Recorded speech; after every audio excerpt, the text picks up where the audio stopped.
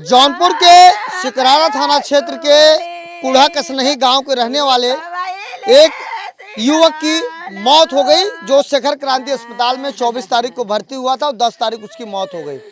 और इसी दौरान जो उनके मृतक के पिताजी हैं, अपनी जमीन को और लोगों से चंदा लेकर लगभग 3.5 लाख रुपए शेखर क्रांति अस्पताल में दिए थे। इतना ही नहीं, वहां का जो मैनेजर है मृतक के पिता को भद्दी भद्दी गाली दे रहा था कि तुम साले चमार हो, इस तरीके की बातों को रख रहा था। मेरे बीच में उनके पिता हैं, उनसे बातचीत करता हूं। क्या नाम भैया आपका? सर जी रामाश्रय गौतम। रामाश्रय गौतम। गाँव क्या नाम है? कसनही। तो कितने तारीख को अपने बेटे को एडमिट किए थे आप? 24 तारीख को सर, शेखर क्रांति में। शेखर क्रांति। तो विवाद घटना क्या हुई थी? घटना हुई थी सर, हम 24 तारीख को एडमिट हुए थे तो दवा करा रहे थे। डॉक्टर बोले 10 दिन लगेगा, 15 दिन लगेगा, 20 दिन लगेगा, ऐसे करके 20 दिन लगा दिए। और मेरे से पैसा 2.5-3 लाख रुपए दवा के लिए, 1 लाख रुपए बेड खर्च मांग रहे थे। सर हमारे पास पैसा नहीं था, दवा को वही पैसा था, वही पैसा जमा किए। फिर भी 4 लाख रुपए हमसे लिए और तड़की बड़की दे रहे थे, लेके जाओ इधर से। अच्छा, गाली क्या जात सूचक क्या बोल रहे थे? बोलते हैं इधर गाड़ मराने के लिए आए हो, पैसा नहीं था तो प्राइवेट हॉस्पिटल है, इसमें पैसा लगता है, जाओ पैसा लेके आओ। तो हमारे चाचा थे, भाई थे, इन लोग को बुलाया। अच्छा, आपको चमार मार भी बातें बोल रहे थे? हाँ, ये भी बातें बोल रहे थे। फिर चाचा उचा को बुलाया, बोलते तुम्हारे पास कितने गुंडे हैं, यहाँ लेके आए हो झगड़ा मार करने, तुम गरीब आदमी हो, हमसे हाथ पैर जोड़ो और ये नहीं बोल सकते, तुम लोग को किस लिए हॉस्पिटल में बुलाए थे। जब इनको हमने सीएमओ साहब क्या क्या कह रहे भैया? सीएमओ साहब बोले बात ऐसे, मैं पैनल गठन करता हूँ और आज 2 दिन हो गए। फिर मैंने फ़ोन किया उनको कि क्या हुआ उसमें। बोले की बात ऐसा है कि अरे यार प्राइवेट उसमें कुछ होता नहीं है, तुम वहाँ पर क्यों ले गए, और बहुत सारे हॉस्पिटल हैं वहाँ पर, तुम्हें जाना चाहिए था। वो भी कुछ किए हुए नहीं, बस खाली जो है टाल मटोल किए और कुछ नहीं किए। जो आपको देख रहे हैं, जो मरीज देख रहे हैं, जो उस अस्पताल में जाना चाहते शेखर क्रांति में, उनके लिए क्या संदेश है आपका? ये है कि सबसे लुटेरा हॉस्पिटल शेखर क्रांति है, वहाँ पर कोई न जाए। जो भी गरीब है वो BHU जाए या कहीं अन्य, लेकिन शेखर क्रांति न जाए। अच्छा, बस कितना पैसा क्या क्या कैसे दिए थे? 3.5 लाख रुपया। वो एक हमारा समाज सेवी ग्रुप है, उसके माध्यम से हमने जो है 1 लाख रुपया जो है वसूला है। उसके पास हमारे पास पूरा एविडेंस है। फिर हमने ले जाके हमारे गांव के लगभग हर घर मदद किया है। मदद करने के बाद हम लोग वहां पर जमा किए, तब जाकर मुझे बॉडी दिया गया। और बॉडी देते देते बच्चे के सर पर से जो कपड़ा रहता है उसको भी वो लोग हटा लिए। 50 रुपए का चद्दर भी मतलब वो लोग हटा लिए। ये भी उनके कैमरे में रिकॉर्ड है। अच्छा, क्या लगता है लापरवाही है उनकी? लापरवाही पूरी है। जब हम ईसा हॉस्पिटल गए तो वहाँ के डॉक्टर ने बताया, रजनीश डॉक्टर ने मुझे बताया कि बात ऐसे, बेटा इसको ब्रेन टीबी है, अब ये बच्चा जो है केस बिगाड़ दी, बच नहीं पाएगा। लास्ट में जब बच्चा वेंटिलेटर चला गया तो गार्जियन को बोलने बात ऐसा है कि अब बच्चा बच नहीं पाएगा, ले जाना हो लेके जाओ। अब बहुत बुरी तरह से व्यवहार किया उनके मैनेजर, कोई डिसिप्लिन नहीं उनके अंदर। जी, वो अनाप शनाप बोले? अनाप शनाप, किसी से भी। हाँ, किसी बोल रहे हैं तुम्हारे रहमो करम पे ये हॉस्पिटल नहीं चल रहा है। बहुत सारी बातें हैं सर, इस तरीके की धमकी? हाँ, इस तरीके से धमकी। और जब मैंने डॉक्टर से मिला, उनके खुद केबिन में गया तो बोले बात ऐसा है, तुम चाहे जो भी कर लो, हमारे केबिन में या हमारे यहाँ गुंडई चलती उलती नहीं। उनके कैमरे में रिकॉर्ड है सारी बातें। जी, तो जो जौनपुर डीएम साहब आए हैं, उनसे क्या उम्मीद है आप लोग? हमने जो सीएमओ के बारे में भी क्या कहना चाहते हैं? सीएमओ साहब एकदम किसी काम के नहीं है। जब हमने एप्लीकेशन दिया, उनको आना चाहिए था किसी की आर्थिक मदद करने के लिए। कम से कम किसी को भेज दिए होते, जाओ भैया उसके पास पैसा नहीं, कम से कम उसकी बॉडी तो छुड़वा दो, किसी को नहीं भेजे। जी, हमने जो है एक ग्रुप माध्यम से लिखा है कि डीएम साहब इसका न्याय करें और गरीब आदमी को जो पैसा खर्च किए हैं उसका कम से कम पैसा दिलवाएं। तो आप लोग एप्लीकेशन दिए, अभी तक कोई कार्रवाई नहीं। आगे क्या कदम रहेगा? आगे बस यही, अगर ये लोग कुछ करते हैं, नहीं करते, हम लोग धरना प्रदर्शन करेंगे। जी। तो ये बताइए, जब आपकी बच्चे की मौत हो गई, उसके बाद कितना मांग रहे थे वो लोग? उसके बाद सर बोलते 1 लाख जमा करो, उसके बाद फिर लेके जाओ। जी सर। तो फिर मान मनो ऐसे कैसे बात बनी? ऐसे सब भाईचारा में इन लोग गांव वाले गए सब, फिर बोले कि ऐसे नहीं, आपके ऊपर तो दबाव भी बनाने लगा था। दबाव सर, दबाव बनाए, बोले कि नहीं किधर से कर खिलाओ, उसके बाद नहीं तो यहाँ से लेके जाओ, यहाँ कोई इलाज नहीं, कोई दवा नहीं है, जहाँ मर्जी वहाँ लेके जाओ। क्या दिक्कत थी आपके बेटे को? वो बोलते हैं कि सर में दर्द हो रहा था, बुखार है, फेफड़े में पानी हो गया था, यही बता रहे थे। सबसे बड़ा बेटा था आपका? सबसे बड़ा बेटा। कितने बच्चे हैं आपके? 6 बच्चे हैं, 4 लड़की 2 लड़के। अब आप क्या करेंगे? आप तो एकदम कर्जे में डूब गए, जमीन वमीन बताने सब। सर हमारे पास कुछ नहीं है, अब 1 रुपए खाने के लिए नहीं है सर।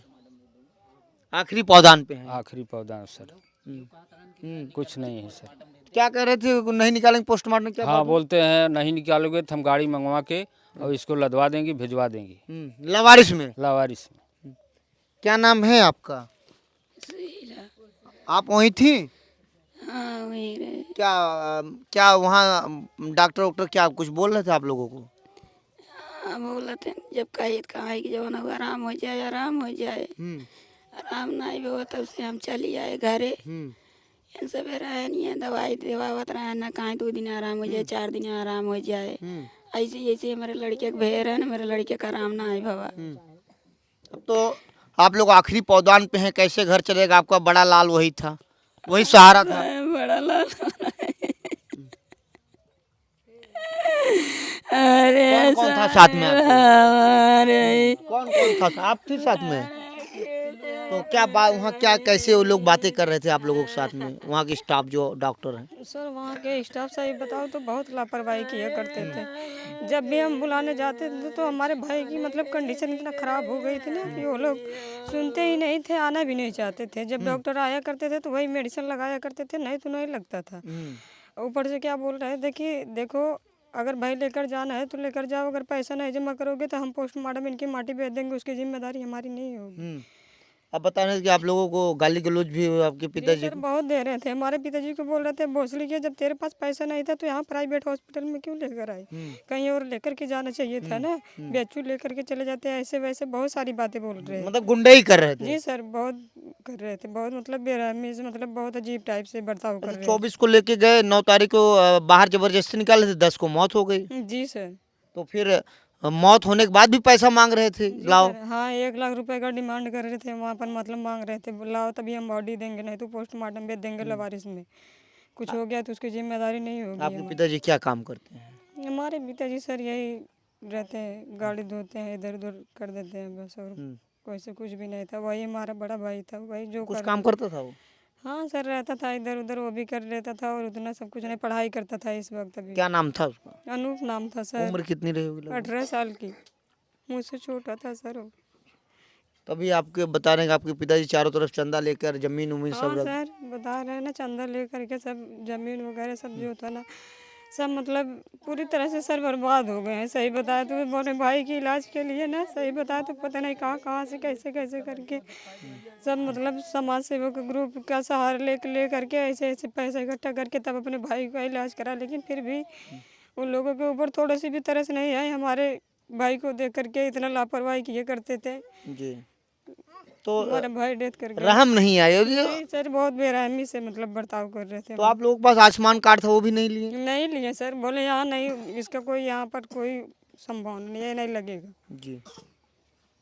तो मेरे बीच में यह अनूप की बहन थी और उनकी माँ ने बताया, उनके पिता ने अभी रो रो कर सारी बात बताई। यहाँ लोगों द्वारा भी बताया गया कि उस शिखर क्रांति अस्पताल में मैं कुछ समय पहले भी एक खबर चला था जिसमें मुर्दों का इलाज हो रहा था और उस पर काफ़ी हंगामा हुआ था। और वहाँ का जो डॉक्टर है वह दबंगई टाइप से, उनके मैनेजर भी दबंगई टाइप से बात करते हैं और धमकी भी देते हैं, ज़्यादा तुम बोलोगे तो अभी उठवा लूँगा, क्योंकि पुलिस प्रशासन से उनका साठगांठ बना रहता है। आपको बता दूं जफराबाद का रहने वाला एक निषाद समाज का लड़का था, जिसकी उसके पिता ने, मृतक के पिता ने अपना टेम्पू बेचकर वहाँ पैसा दिया था। जिस तरीके से आरोप लगा था कि 3 दिन लगातार मुर्दे का इलाज चल रहा था शिखर क्रांति अस्पताल जौनपुर में। और मैं आपको बता दूं वहाँ तमाम नेता, तमाम समर्थक लोग उस पीड़ित परिवार के साथ में खड़े थे। तो जो शिखर क्रांति अस्पताल के मैनेजर हैं, जो संचालक हैं, जो डॉक्टर हैं, वो लीगल नोटिस भेजे थे और उस समय तत्कालीन सीएमओ लक्ष्मी सिंह थी, जो एक नंबर की घुसखोर, जो किसी पीड़ितों की बात नहीं सुनने वाली।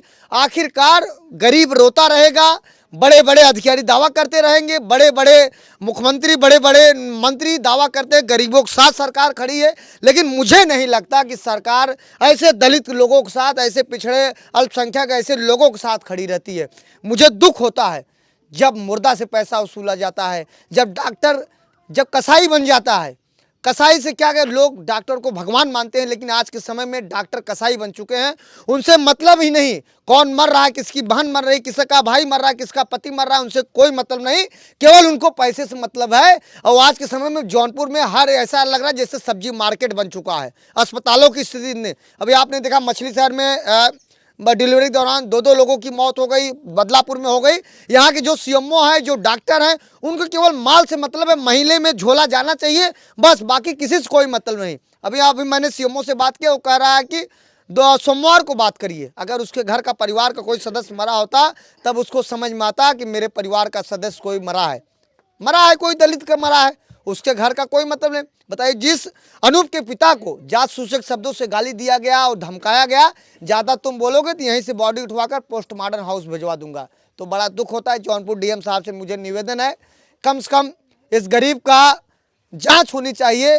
अगर वो अस्पताल गलत है, उसके ऊपर कार्रवाई भी होना चाहिए। और जो और मरीज हैं उनसे मेरा निवेदन है, ऐसे 420 ऐसे धोखेबाज अस्पताल में नहीं जाना चाहिए, क्योंकि इसके पहले मैंने भी खबर चलाई थी और आप लोगों ने देखा था, ढेर सारा प्यार आशीर्वाद दिया था। आज ये मरा है, कल और दूसरा मरेगा, परसों तीसरा मरेगा। डॉक्टरी ऐसे चलता रहेगा साहब, क्योंकि जिसके पास माल है वही यहाँ का राजा है। और सबसे बड़ी बात है, प्रदेश के मुख्यमंत्री योगी आदित्यनाथ महाराज कहते हैं आयुष्मान कार्ड के तहत 5 लाख रुपए का हर सालाना इलाज किया जाएगा। और सबसे बड़ी बात है, शिखर क्रांति अस्पताल में कह रहा है ये 5 लाख का, ये हम कार्ड वोड नहीं मानते, यहाँ कैश चलता है। अगर तुम्हारे पास पैसा नहीं तो यहाँ से हट जाओ कहीं और। इस तरीके से मरीजों के साथ दुर्व्यवहार किया जा रहा है, इन परिजनों का आरोप है।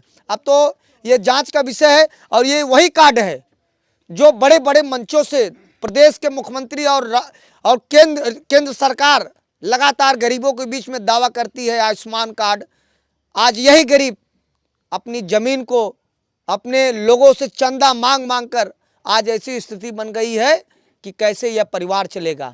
अगर यह 5 लाख रुपए का अगर ये कार्ड एक्सेप्ट किए होते, शायद यह परिवार आज इस दशा पर न होता।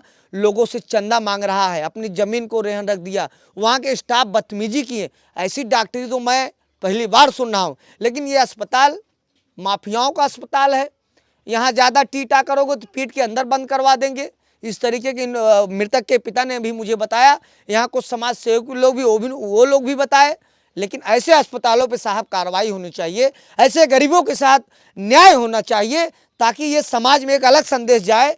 नहीं, सरकार कहती है सबका साथ सबका विकास, जब कार्रवाई होगा तब सभी लोगों को लगेगा नहीं, वास्तव में ये जो बीजेपी का नारा है सबका साथ सबका विकास सही है। लेकिन जो निचले स्तर के अधिकारी हैं, अपना झोला भरने के चक्कर में, अपनी माल कमाने के चक्कर में, किसी की बहन मर जाए, किसी की माँ मर जाए, किसी का बेटा मर जाए, उनसे फर्क क्या पड़ता है साहब, क्योंकि उनके जेब में हरी हरी नोट जाती है।